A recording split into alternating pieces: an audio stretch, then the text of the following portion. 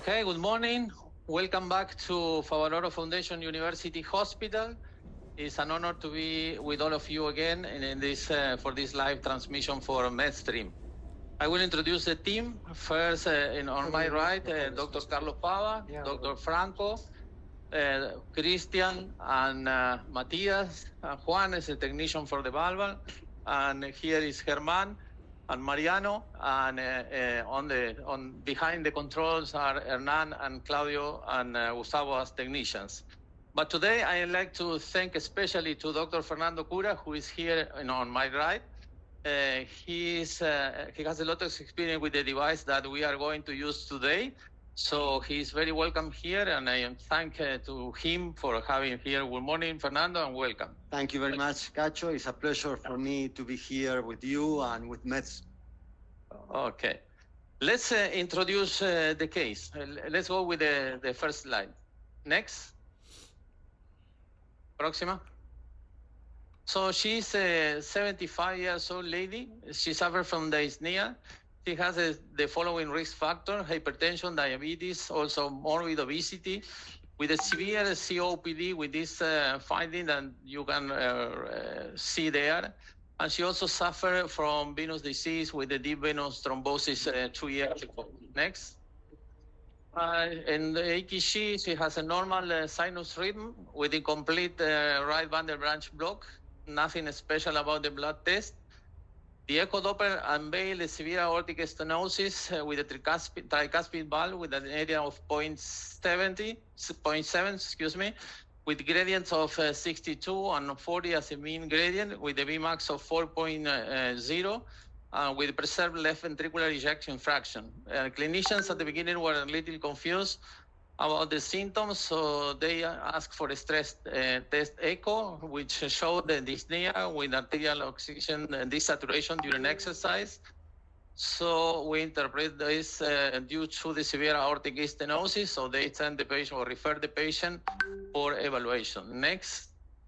She underwent a coronary angiography in another hospital. She has normal coronary arteries. Unfortunately, the quality is not good enough for showing to you today. So, but we accept the angiography, which is normal. Next. So we did an angio-CT. She has these measurements done at the core lab of the valve center. The annulus measurement was with these diameters 20 and 24.4, with a perimeter derived of 22.7, with an area of 377, with a perimeter of 71. Next.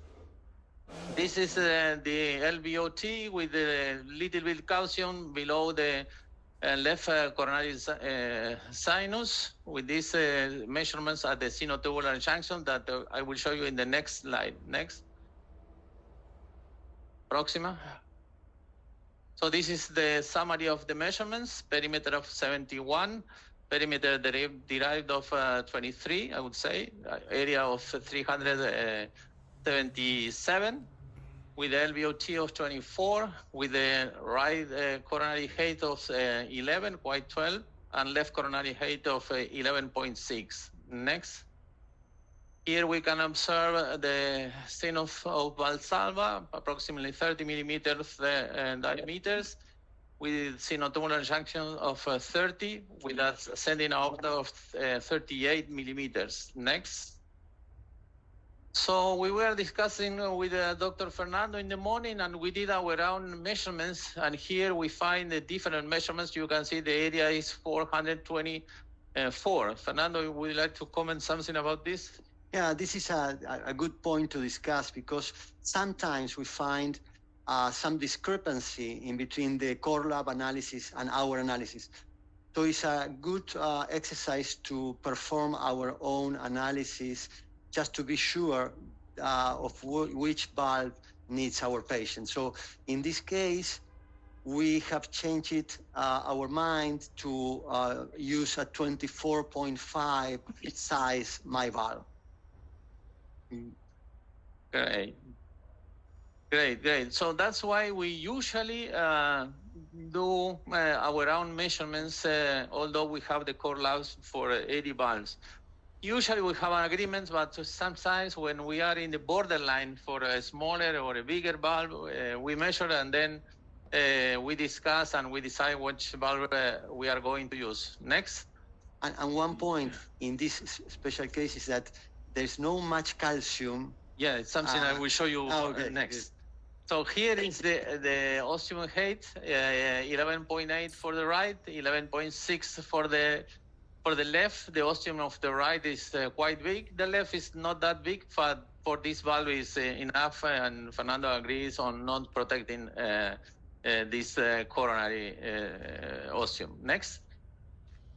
So here is what Fernando was saying. If you want to comment, we have some calcium, but not too much. Not too much. So a very important comment for balloon expandable valves is to have a very accurate measurement of the size, probably more important than self-expanding technologies.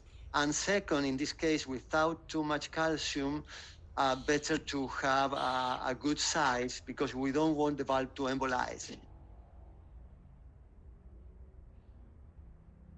Okay, next.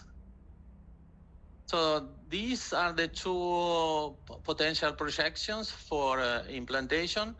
On the left of the panel, we can see the cast overlap view, which is our standard view for implantation of every single valve. It would be right oblique in 6 degrees and caudal inclination of 27. And the coplanar view is going to be on the left 13 without any kind of caudal or cranial angulation. Fernando, do you have any preference with this device? Well, so the library is split into groups of physicians. Some of us prefer to use the coplanar view. And if we find that the valve, the stent is not coaxial, we move to the cusp overlap view. But of course, there are many, and there is a trend to use, as you use, cusp overlapping for every valve. I think it's a great learning point that we have in the last few years. The other issue here is we have an aortic angulation of 57, which is quite important. So I think this is another reason of why we have chosen balloon expandable valve. Yeah, this is a great point. This valve, as the other balloon expandable valves, they have a deflectable tip of the catheter that is good in some kind of very acute angulations. So I think this is going to be a great example of the advantage of this technology. Next. So these are the potential vascular access, quite acceptable, not too much tortuosity, good diameter, 7 in the common femoral artery on the right side that we have chosen for implantation of the valve. Next, note calcium. The aorta is, I would say, quite straight, nothing or no important angulations there, no significant calcifications. Next. So in summary, it's a quite young lady, 75, with severe aortic stenosis and severe COPD and morbid obesity. And this is why the heart team suggested to do TAVI instead of surgery here in Argentina. That 75 sometimes is not that easy to get approval for health insurance. I don't know if you're practicing the hospital something similar. Yeah, it's very similar. It's very hard, and I have the heart team this morning, and it's difficult to have everybody agree with young patients below 80. No. But there's a trend that above 75 is a very good practice to go for TAVI. Okay, next. So according to this suggestion, we have prepared this patient for transfemoral, and we're also going to discuss with Dr. Cura about the direct implantation or pre-dilatation. Next. This is the valve that Dr. Cura has experienced. Fernando, you might describe. This valve is a balloon expandable valve. It has a low cobalt chromium technology with a very nice skirt, as you see below, with PET technology. The valve has a length of about 17 to 21 millimeters. It shortens as we open, especially in the below portion of the valve. It has a bovine pericardium leaflet. It's very comparable with Edwards. The only difference is that they have different sizes. They have in-between sizes. They have 9 different sizes. We have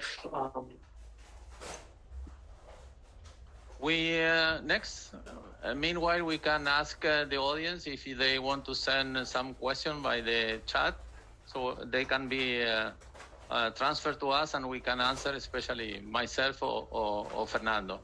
So going back to our discussion before the case, according to the core lab, the indication was the MyVal 23.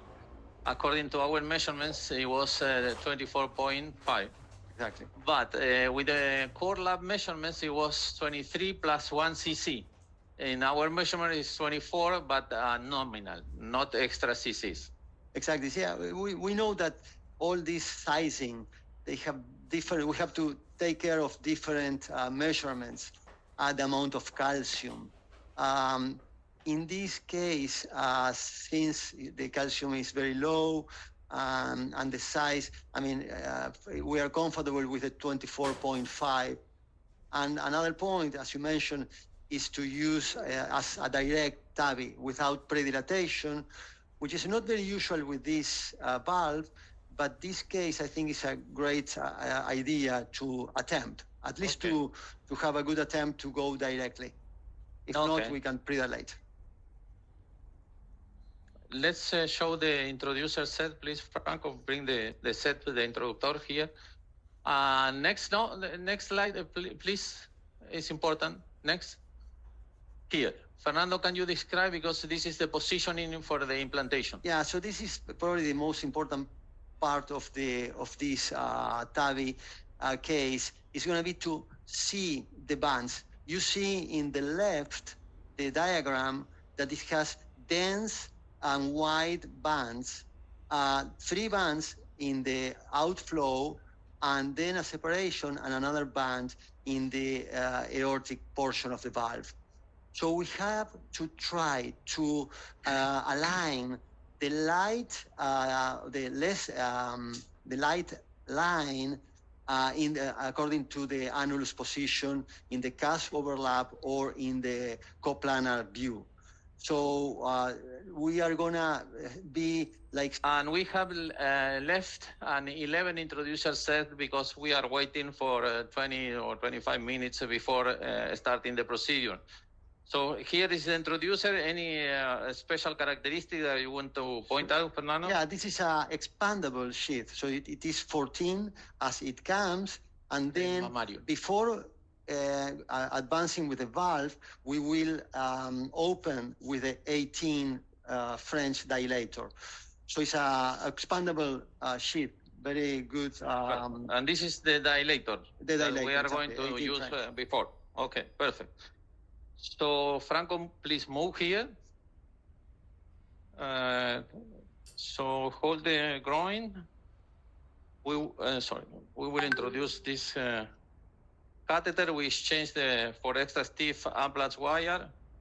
So this is very important to, whenever we use an introducer, a large bore introducer, it's important to use a hard wire, extra support wire. So this is also our practice to be sure that we don't have any problem.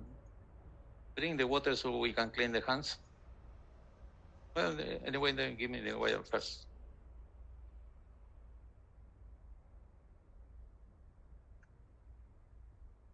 So it's also important, I think, when we are doing live cases where we have to wait for some time, it's better to have a smaller sheath so we don't produce ischemia. Yeah, exactly. Okay. And also, this expandable sheath, it doesn't have the same sealing as any other introducer. So it's good to have it to implant the valve, but not for a long time.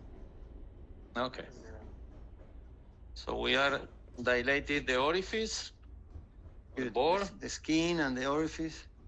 And now we are put the introducer, and also Fernando recommended us to suture to fix. Yeah, because sometimes the sheath may come back, and it's better to have it sutured to the skin in order to avoid that and to keep because you don't want to advance the sheath without the dilator. This is very dangerous.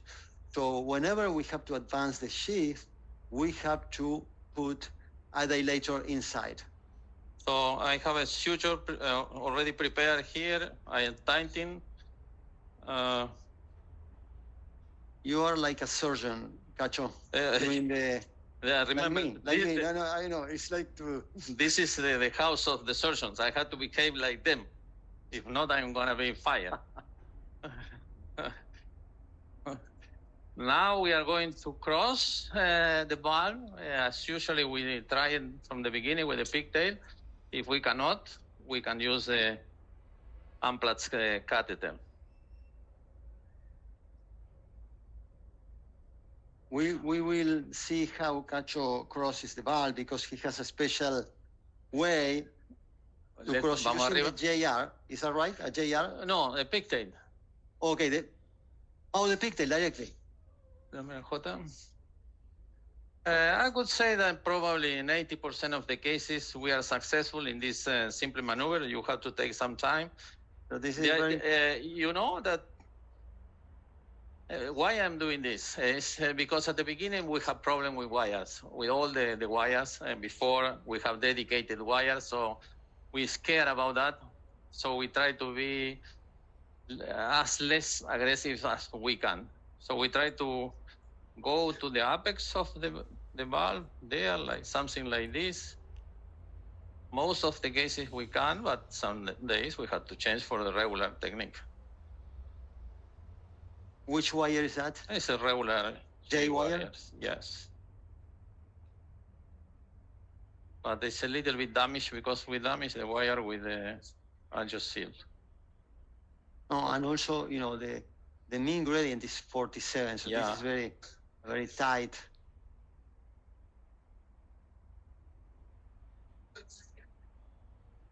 Yeah, maybe we cannot waste too much time. Give me the Amplatz. We will go with the regular way.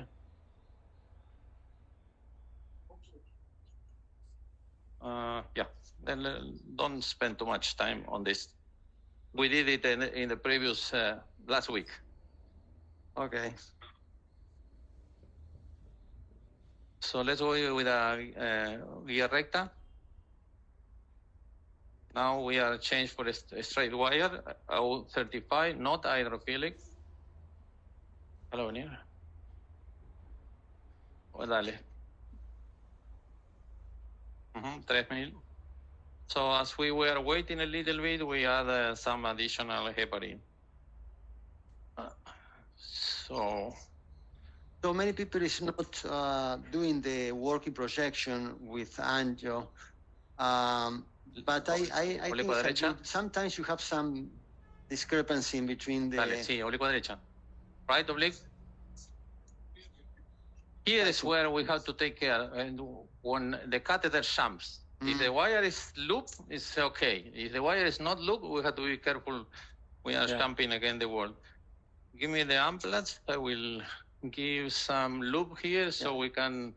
It's triggering some arrhythmia because, of course, we see the tip of the catheter touching the LV. So we will be very careful. I think we can start preparing the wire. Amplatz just to change the catheter. Oh, okay. Come on. We use the long J wire for this. Okay. Now give me the pigtail. And bring the other pigtail.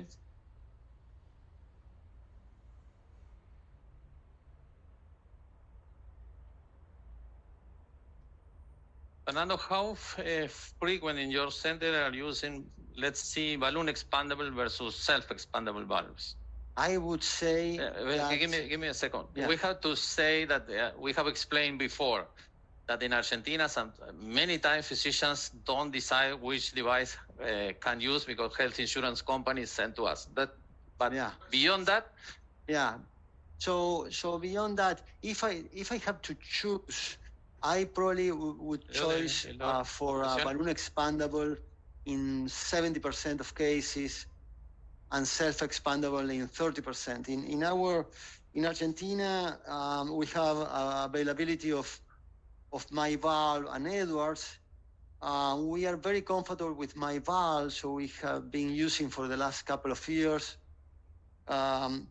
Second valve probably, in between Accurate and Medtronic and Evolut.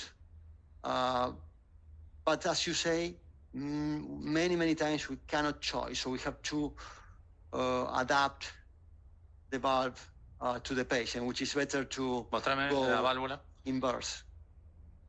Let's explain to the audience. So the health insurance send the device that you might have to use it. If you want to change it, you can, but you have to do a long errand. So you have to balance how much time you have to wait and how much different would be your selection. Do you agree on that? Exactly. Yeah, advantages, of course, of balloon expandable valve is the rate of pacemaker. And that helps us to discharge the patient the next day in the majority of cases. Although some cases we can discharge the patient the same day. So it's in that way, it's reduce also hospitalization. How? Ya te di cero, tipo. How do you select patients for same-day discharge? Well, it was only a very short experience of 6 cases up to today, but I was talking with people from the US that they are, in some cases, in some hospitals in Dallas, they are discharging 20% of cases the same day. So I am more motivated. So first of all, balloon expandable valve has to be. Second, or maybe the patient that has a pacemaker from before. The patient should not have any electrical abnormalities and should have a very good follow-up. Very nice curves of the hemodynamic. Yes, you can see there that we have almost 90 peak gradients. Wow, tremendous. Wow. This is I hope we can cross. Yeah. What do you think to change to free the leg? I would change. Listen, I would change. Being young is changing your mind when it's necessary. Give me the 18 millimeter balloon. 18. 18. Yeah, because sometimes you have a strategy, but you don't need to keep very strict. You have to see how patient behaves, and see. Now I see the calcium. Of course, the calcium is not much, but it's nice and very tight. Vamos a la posición. No, vamos primero. Let's go first a esa. Sí. Sí, dale. So working projection. Now we will do both. Okay, great. So we can see if we have both nice working projections. So first of all, we go with cusp overlapping. Okay. Which is 8 RAO and caudal 27. Let me check.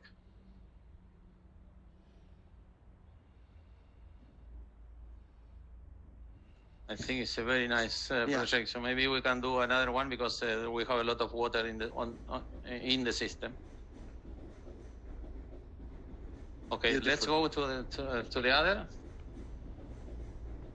Vamos a la otra, a la izquierda. Let's go to the left. Supposed to be the coplanar view.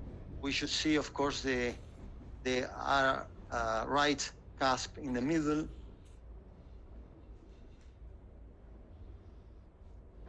How much? ¿Cuánto era? Okay, 13 and 0.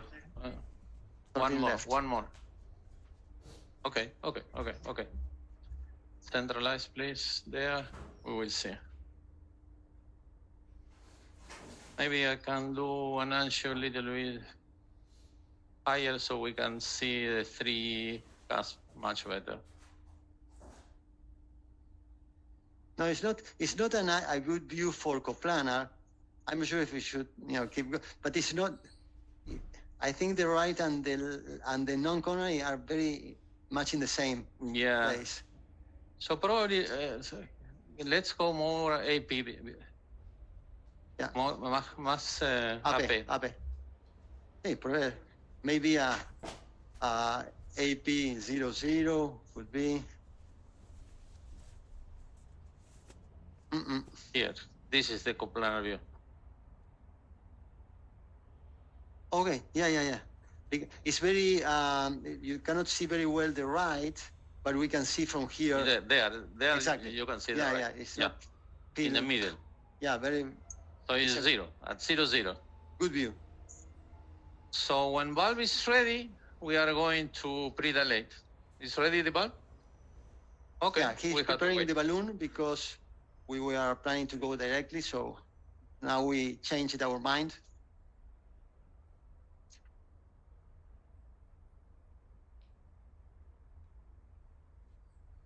What about your sealing, Fernando? I know you use only one ProGlide in most of the cases. Yeah. Tell us about your experience. In the last, I would say probably 5 years, we have been using only one ProGlide in every case, regardless the size of the introducer.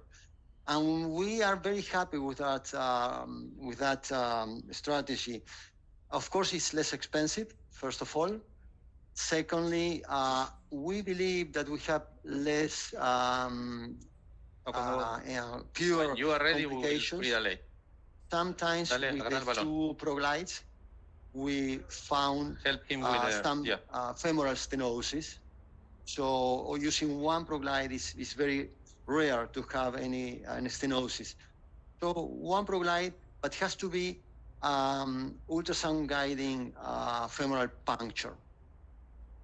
The other difference to Oscar is that we use the radial approach as the secondary access. So we use radial and femoral. We don't leave any wire, and we don't control the femoral access. Angiographically, nor ultrasound. So it's just clinically, if we see that we have a good sealing, we just remove the wire at the end when we close the ProGlide. If it doesn't close, we can use a second ProGlide at that time. It's not very comfortable to use a second ProGlide after.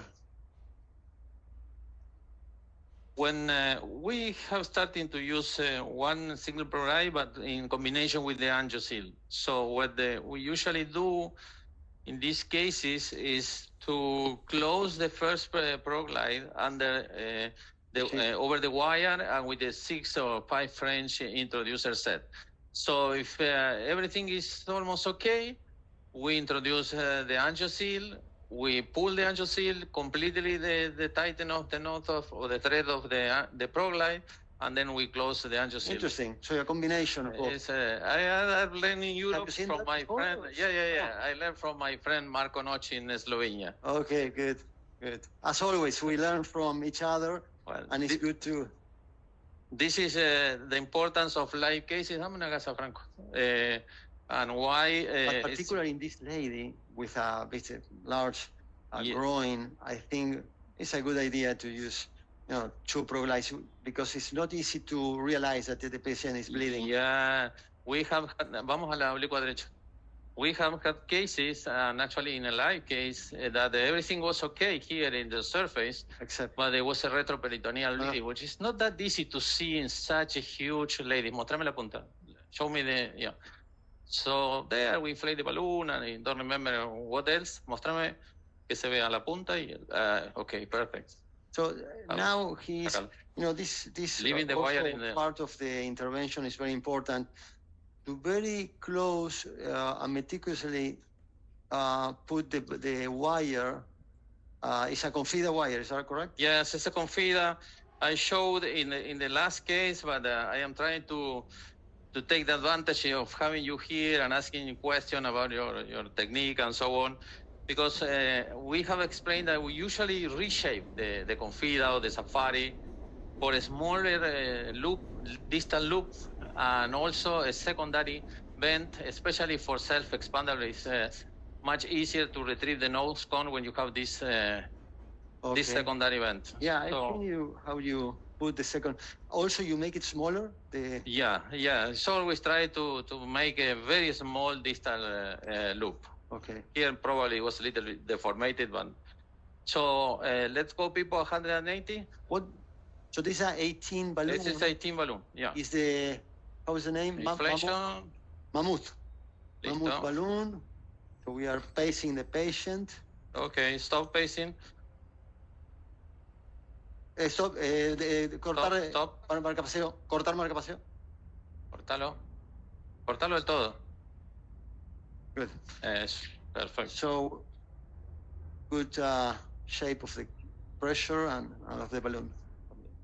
Que no se venga para atrás la guía. Dejarlo bien. Yeah. So Juan is going to bring the valve. Carlos is trying to leave the wire as distal as he can. So to have enough space for the nose cone. So we are doing. Do you have the introducer? Have you dilated with the 18? No yet. So we have. So we have give to. Me the 18 first of all, the dilator. Yeah. So we will. Some people doesn't expand the dilator with the 18, as we have talking yesterday with a group. But we always increase the size of the introducer with the 18, so the valve can navigate easier. Teneme el sheet, Franco. Okay, Fernando. Yeah. Actually, she felt something when we introduced this big. Good, I did something. Yeah. A great help. Yeah. No, your help is great.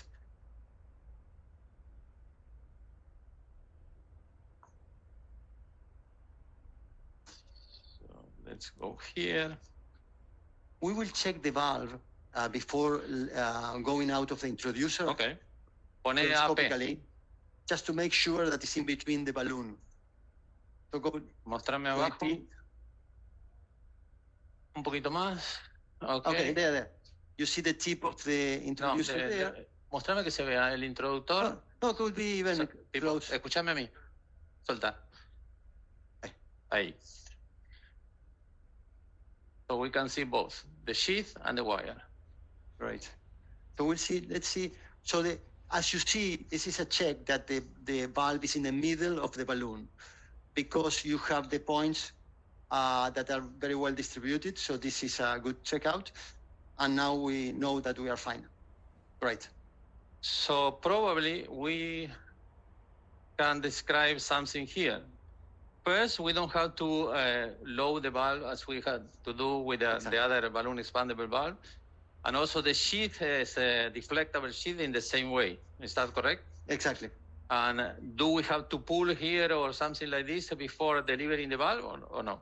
No, we only have to advance. Okay. And before crossing the arch, we have to deflect. Okay. 50%. Mostrame arriba. So at this point, we deflect 50%. Now we are deflecting. We are deflecting a little bit more. Yeah. To cross the valve. And now we are almost in. Great. This is how you zoom. Yes, guarda. So now we will pay attention to the position. Mini test, Franco. Pero andate a la proyección. Vamos a la proyección de trabajo, oblicuo a derecha. So we'll go always to the working projection, which here in the cusp overlap. I think we're a little bit deep. We are deep, exactly. So here we are in the I mean, darkest second band. Let's do angio just to make I sure. will show you. Angio? Sí. Yeah, it is low. I would go like 1 millimeter Okay. above that. So you rather choose the white bundle Exactly. or the Or the dense just okay. probably there. Okay, good. Let's check. Yes. So we will have a shortening. Mm-hmm. Do you have deflected? Yeah. Yeah, probably I would take out the reflection. Or you want to keep it? We can. No, I think it's worse. Yeah. Just to understand how it's going to open. No, I think it's there. Okay. We can pull the wire a little bit. Oh, it go below. Yeah, because I pull the wire. Even you're pushing the wire just to take the valve. Yeah. Good. That's so good. I think it's there. Test. Okay. I like it, Fernando. It's a good place. It is a good place. Yeah. Okay. Now we can leave the pigtail there. Do you agree? Yeah, you can leave it. Yeah. So second, we will start pacing at 180, 180. Ojo con la nora. 180, rápido. Sí, está perfecto. 180. ¿Qué pasó con el pacing? Okay. Now, go. Go all. Okay. And pushing a little bit, deflate. Perfect. Stop. Very nice. Stop. Cortar el marcapaso. Give me the amplats. Wire. Marcapaso a 50. I think was a great implantation. We see some change in the QRS, the ECG. Yeah, some enlargement. Yeah. But the position is high. The pressure went up to 5. So it's a great. Usually we improve the pressure up to 5. Yes. Now it's good to take the balloon out. Yeah. To assess.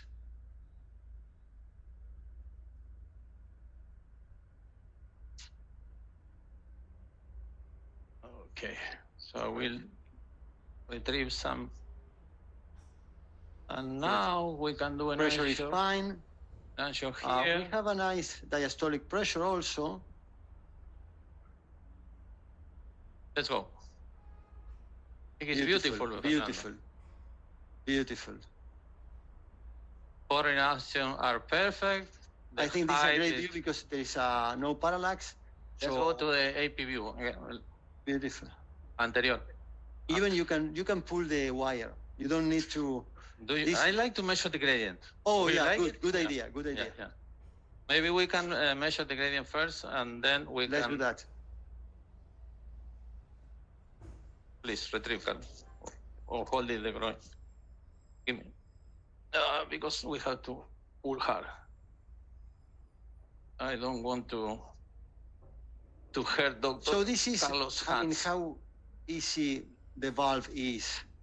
The balloon expandable valve, especially this valve, has good advantages in terms of aortic regurgitation, the AR. It has a very good sealing, and in these good sizes, it's very rare to have any gradient. Isn't it moving? Probably it's not a good valve, the balloon expandable technology in small annulus. Those cases, I prefer to have a supraannular position of valve. That is in self-expandable technologies. Let's go for 0 again. Which is the second pressure? The second pressure. Let me check the zeros before. So one is LV, yeah, and the other one is the radial? No. Oh, aortic, great.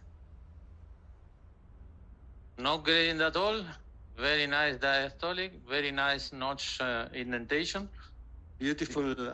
So now we can shape pull the wire. Of Give me hemodynamics. the G wire.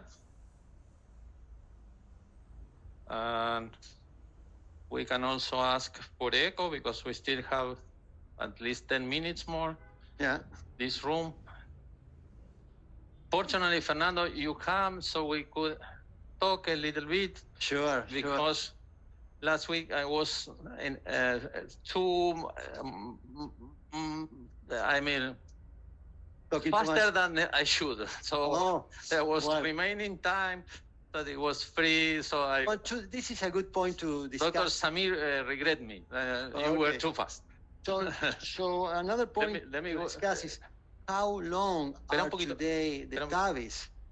And TAVIs are now a very short time for the procedure. So usually it's 1 hour, 1 hour, 15 minutes for all the setup and everything.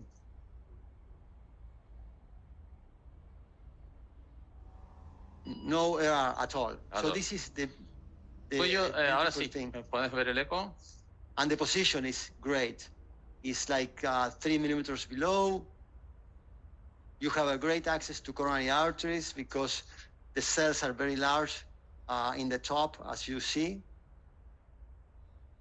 Now we can see what she can see on the echo. So what is she gonna check? So she's gonna check, first of all, to the gradient, the amount of AR, mitral valve function, and if they have any pericardial effusion. Okay, trae el arco. Tráelo. Okay.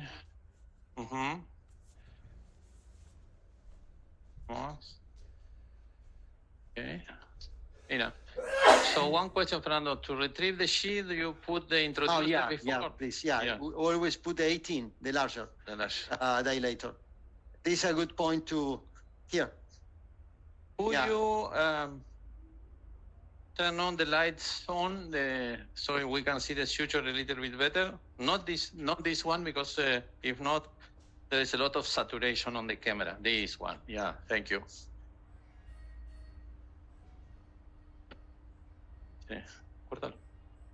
And I think, in this kind of patients, 10 years ago, we have sent this patient to surgery.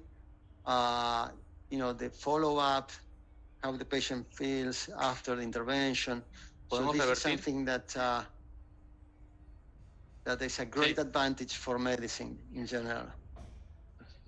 Perfect. So, no leak, only 7 millimeter gradient. ¿Podemos retirar? Mean gradient 7? Yeah. Good. Excellent. The usual. Yeah. No the AR. Here we have some problem because the hole is too deep, so it's very difficult to go down. Libera un poquito.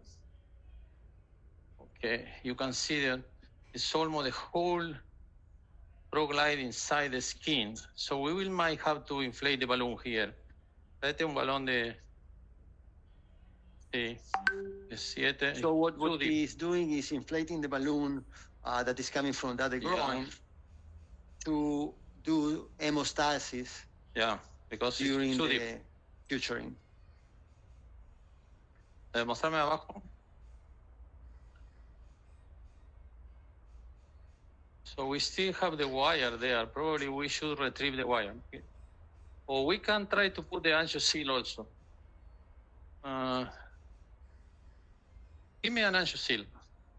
If we can go with the angioseal, we can put an 8 French angioseal because it's too deep where we are. Just to make sure. Yeah. Good. Before going off, thank you, Cacho, for inviting me. It was a pleasure to do this live case together. No, it's our pleasure having you here.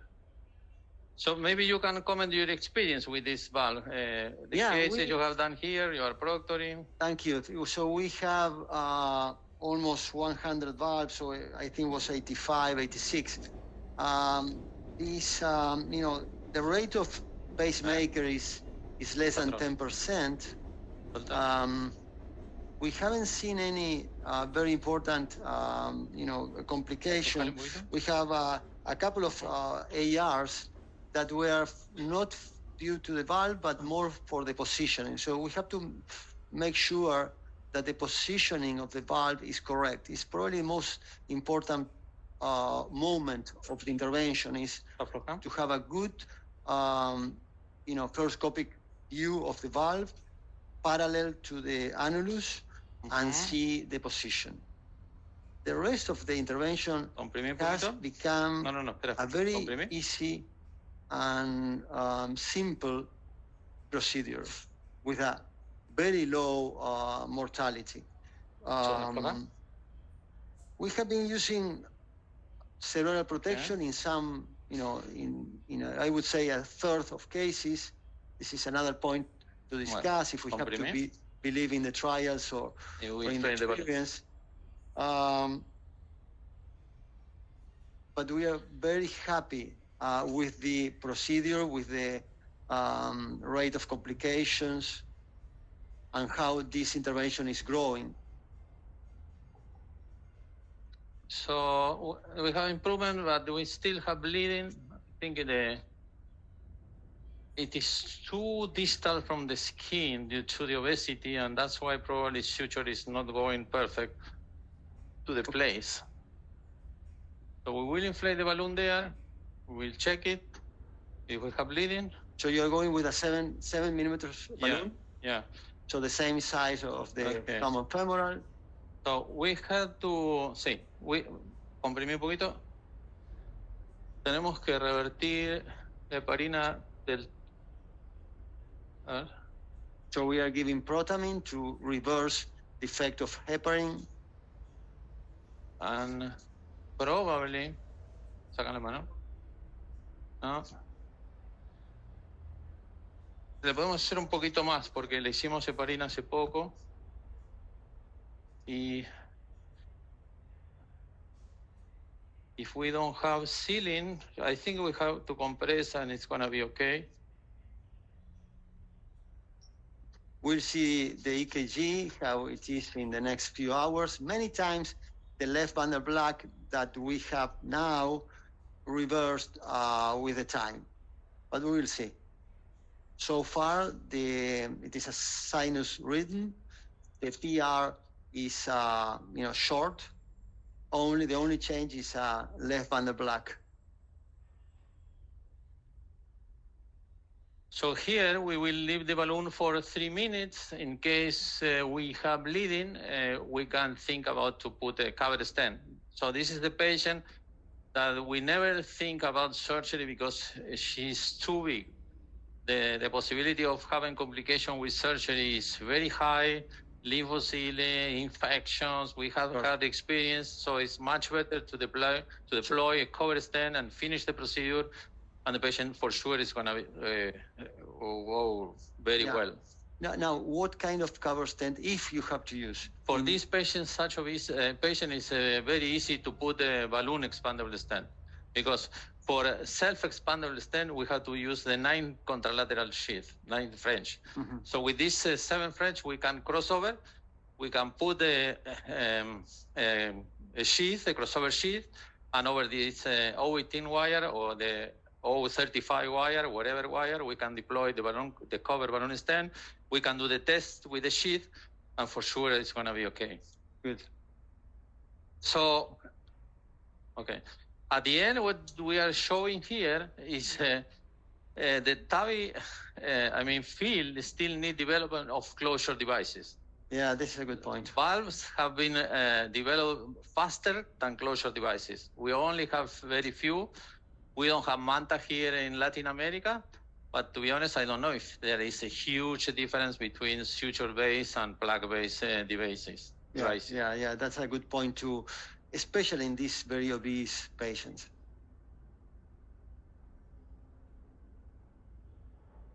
So from the echo point of view, you probably have seen that the peak gradient was 15 by echo, 7 the mean, with a good valve area and not regurg at all. What regimen of anticoagulation or antiplatelet regimen are you gonna use to discharge the patient tomorrow? Oh, excellent question. I don't have a proper answer. We are using DAPT, but to be honest, it's probably by default. If the patient is under EF, of course, anticoagulation and probably nothing else. If the patient have a stent, clopidogrel or usually clopidogrel in these very old patients, plus anticoagulation if under EF, or DAPT with aspirin if on normal renal function sign. Yeah. Okay. But, and then it's okay, if we are on DAPT, when we stop it? Probably at 3 months we stop and change. Yeah, but not sure. I have to tell you that this is not something not completely sure. It's physician dependent, I would say. Yeah, of course. We are following some consensus. The consensus has changed. The trial comparing aspirin compared to dual antiplatelet therapy are beautiful. Beautiful. No bleeding at all. So guys, our job is done here. Dr. Carlos Fava is going to fix the wire of the pacing for 12 hours or at least, and we will pull out or withdraw the contralateral sheath. While Franco, although we don't have bleeding, we still compress probably for 10 minutes, additional 10 minutes. Good, excellent. It's just safety measures. And Carlos is going to suture the skin. You are released. Thank you so much. It was a pleasure. It was a pleasure. And you are very welcome wherever you can. And I move to the other room. I have enough travel there. So. Yeah. Thank you very much for the invitation. In the other lab is Dr. Lev waiting for me. Chicos, nos vemos. Gracias.